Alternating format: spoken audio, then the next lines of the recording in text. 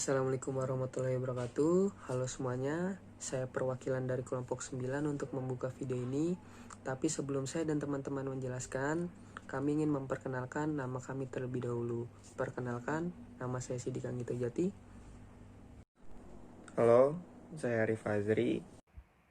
Nama saya Anji Fatur Mutakim. Ya, perkenalkan saya Putri Mutiara.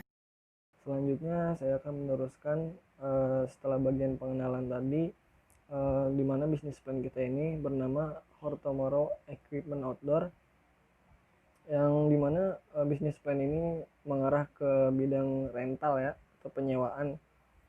Selanjutnya itu di bisnis plan kita ini ada struktur organisasinya yang terdiri dari presiden serta wakil presiden, yang dimana presiden direkturnya itu ada Sidik Anggito Jati, dan wakil presidennya itu terbagi dua ya, ada bagian produksi serta pemasaran dan bagian keuangan serta bahan baku. Bagian produksi dan pemasarannya itu saya sendiri, Haji Fatur Mutakim, dan di bagian keuangan serta bahan baku itu ada Arif Azri dan Putri Mutiara. Dalam struktur organisasi ini kita mempunyai tugas masing-masing. Seperti yang kalian tahu, presiden itu biasanya mengelola serta bertanggung jawab atas berjalannya bisnis plan ini. Lalu wakil presiden produksi dan pemasaran itu saya mengelola ke arah bidang produksi serta pemasaran. Dan yang ketiga itu ada wakil presiden keuangan serta bahan baku, yang dimana ia juga mengelola di bagian keuangan serta bahan baku. Yang selanjutnya itu ada masalah, yang dimana kita membangun bisnis plan ini dengan melihat masalah terutama di lingkungan sekitar, dan tertuju pada pendaki-pendaki ya, yang khususnya yang tidak punya alat untuk mendaki. Jadi di sini kita melihat ada itu, yang pertama itu ada keterbatasan kepemilikan alat pendakian, yang dimana biasanya banyak pendaki-pendaki yang ingin naik ke gunung tapi ia tidak memiliki alat pendakian, dan untuk belinya itu tidak dengan harga yang murah. Makanya di sini kami menyediakan alat-alat pendakian, bermacam alat pendakian lah, bervariasi. Selanjutnya itu masalahnya itu ada kurangnya tempat penyewaan. Ya, setelah kami riset, memang banyak kurangnya tempat penyewaan di sekitar rumah, kecuali di gunungnya langsung memang masih sedikit tempat-tempat penyewaan atau tempat rental alat pendakian ini.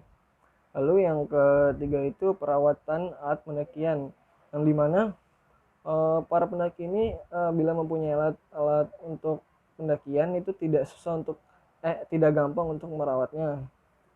Nah, di sini kami juga memfasilitasi untuk perawatan alat pendakian. Ya, selanjutnya akan dilanjutkan oleh anggota yang lain. Terima kasih. Saya bakal jelasin solusi kami. Yang pertama itu mudah ditemukan di sosial media, yang kedua harga yang terjangkau, yang ketiga kelengkapan peralatan yang variatif, yang keempat kemudahan bertransaksi. Dan selanjutnya alat-alat ada dua macam, kelompok dan personal.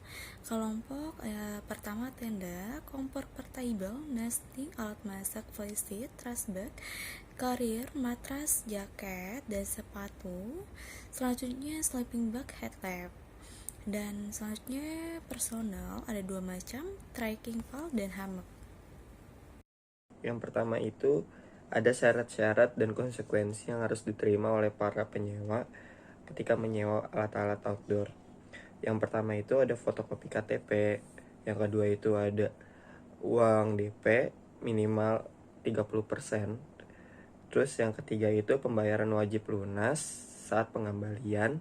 Yang keempat itu ada identitas, hanya boleh minimal satu identitas itu menyewa 3 barang.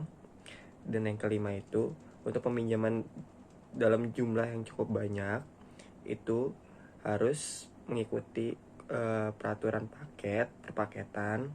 Yang keenam itu kerusakan barang ditanggung oleh penyewa, itu termasuk konsekuensinya. Yang ketujuh itu ada keterlambatan dalam pengembalian itu dimasukkan ke dalam konsekuensi juga. Itu dikenakan sewa normal kembali. Terus yang kedelapan itu juga ada kehilangan atau kerusakan diberi waktu. Keringanan waktu itu minimal 2 hari kerja. Jadi misalnya barangnya hilang atau rusak, itu bisa diperbaiki dulu atau dicari dulu. Nah, ketika mereka tidak bisa mengembalikan atau memperbaiki, itu dikenakan harga normal barang itu. Yang slot ke-8 itu ada harga-harga barangnya dan nominal list barangnya itu. Yang pertama itu ada tenda kapasitas 4 orang, itu harga 35.000. Terus tenda kapasitas 6 orang itu di harga 55.000. Dan sepatu gunung 25.000. Flysheet ukuran 3,4 meter itu di harga 20.000 dan carrier kapasitas 60 sampai 75 liter dengan belum termasuk cover bag, itu di harga 25.000. Depek ukuran 30 sampai 45 liter belum termasuk cover bag, itu juga 20.000. Jaket gunung 15.000. Raincoat atau ponco itu 15.000. Trekking pole itu 15.000. Terus cooking set lengkap itu kita di harga 15.000. Nesting itu di harga 10.000. Sleeping bag itu di harga 15.000. Hammock di harga 15.000. Matras di 10.000. Dan bisa dilihat lampu tenda di harga 6.000 serta headlamp di harga 6.000. Sebenarnya kita menjual juga trash bag maupun kaos kaki ataupun sarung tangan. Itu bisa dihubungi di nomornya. Di slide ke-9 itu ada peluang pasar. Yang pertama itu minimnya persaingan penyewaan alat pendakian. Itu terjadi karena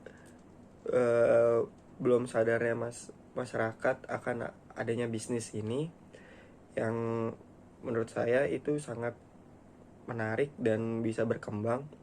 Terus juga yang menyebabkan bisnis ini bisa berkembang dengan pesat, menurut saya ada peminat dunia outdoor yang semakin meningkat di usia generasi remaja maupun di generasi menengah tua gitu.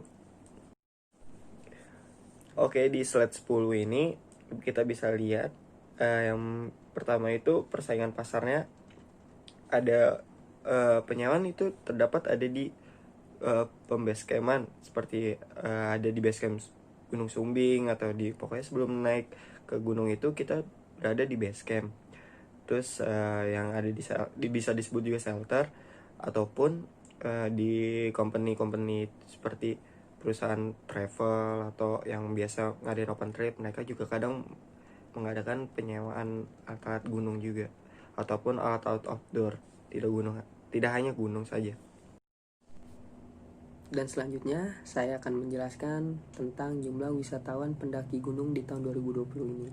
Asosiasi Pemandu Gunung Indonesia atau yang disebut APGI melaporkan adanya penurunan jumlah kunjungan wisatawan pendaki gunung di masa pandemi ini, dengan perkiraan menurun sebesar 44% dari 111.000 menjadi 61.000. Adapun komposisi wisatawan Nusantara menurun 41% dari 71.000 menjadi 41.000. Sementara itu wisatawan mancanegara juga mengalami penurunan sebesar 51% dari 40.000 menjadi 19.000. Dan di kawasan Taman Nasional Bromo Tengger Semeru hanya pendaki dalam negeri saja yang boleh mendaki.